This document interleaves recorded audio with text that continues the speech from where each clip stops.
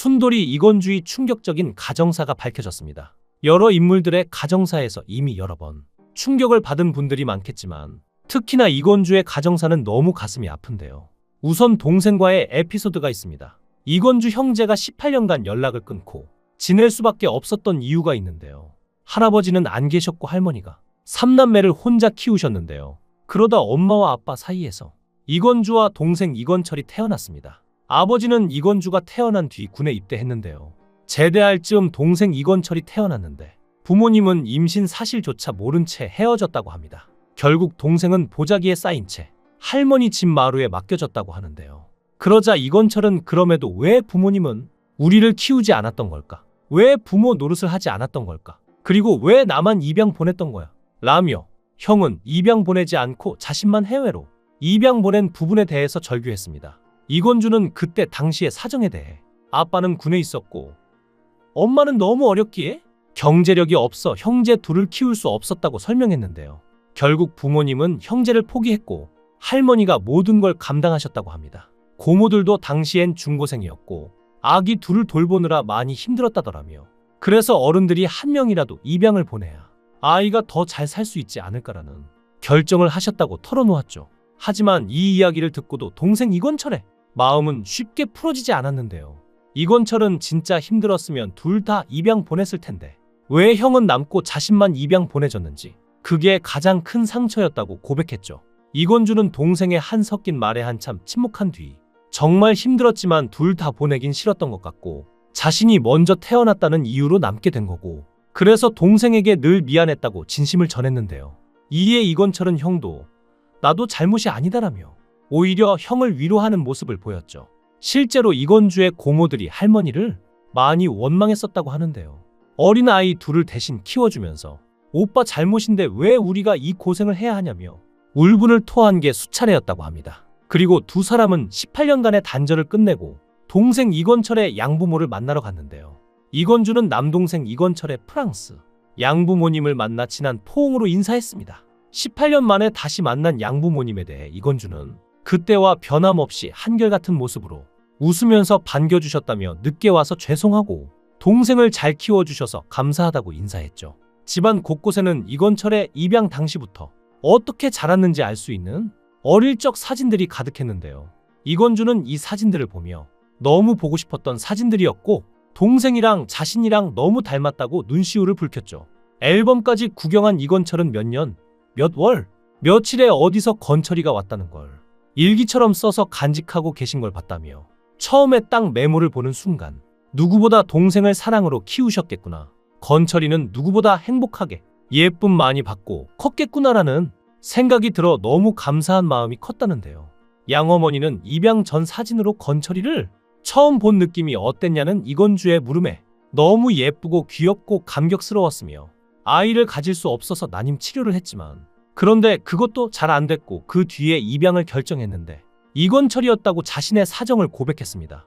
이건주는 우리 동생 사랑으로 키워주셔서 진심으로 감사하다고 재차 고마움을 표시했는데요. 이에 양어머니는 가슴이 식힌 일이며 이건주도 이제 가족이다라고 이건주를 따뜻하게 안아줘 뭉클함을 안겼습니다. 사실 이건주도 입양만 되지 않았을 뿐 거의 혼자나 다름없는 삶을 살았는데요. 어머니와는 무려 44년간 만나지 못했죠. 주민센터에서 가족관계증명서와 엄마의 주민등록 초본을 떼어본 이건주는 놀랄 수밖에 없었는데요. 이건주가 막연하게 짐작했던 대로 엄마는 강원도에 살고 있었고 재혼으로 생긴 동생들이 있었기 때문이죠. 이건주는 동생들의 존재에 대해 자신과 성도 다르고 누군지도 모르는데 서류에는 같이 올라가 있어 당황했다고 하죠. 사실 이건주는 15년 전 한 방송을 통해 엄마를 만날 기회가 있었지만 코앞에서 만남을 거부했다고 하는데요. 그는 엄마가 제 돈 잘 벌어요 라는 말을 했다고 들었는데 오해였을 수도 있고 말한 뒤 걱정이 돼서 물은 것인지 지금이면 의도를 확인했을 텐데 그때는 어린 나이에 반감이 들어서 안 만났다고 당시를 설명했는데요. 그리고 마침내 두 사람이 만났습니다. 그리고 이건주는 엄마가 제작진을 처음 만나자마자 건주 돈 잘 벌어요? 라는 말을 했다고 들어 반발심이 들었다며 왜 그런 질문을 했는지 물었는데요. 이에 이건주 어머니는 그런 소리 한 적이 없다. 당황스러웠다며 아들의 오해를 풀었죠. 오랜 이야기를 나눈 두 사람은 한층 편안한 표정으로 끊이지 않고 대화를 이어갔는데요. 하지만 아버지와는 여전히 절연 상태였습니다. 10년 전에 마지막으로 만났지만 할머니 장례식 때 마지막으로 뵙고 안 보고 있다고 했는데요. 특히 아버지를 미워하는 가장 큰 이유가 아빠의 책임을 다하지 못했다는 것. 제 목숨만큼 아끼는 고모들에게 자신을 믿기로 금전적인 요구를 했다는 것. 이런 게 그를 극도로 화나게 한 것이죠. 아역 배우 때도 심지어 얼마 전에도 이건주에게 돈을 달라고 한바탕 했기 때문에 무책임하고 비겁한 사람이라고 했는데요.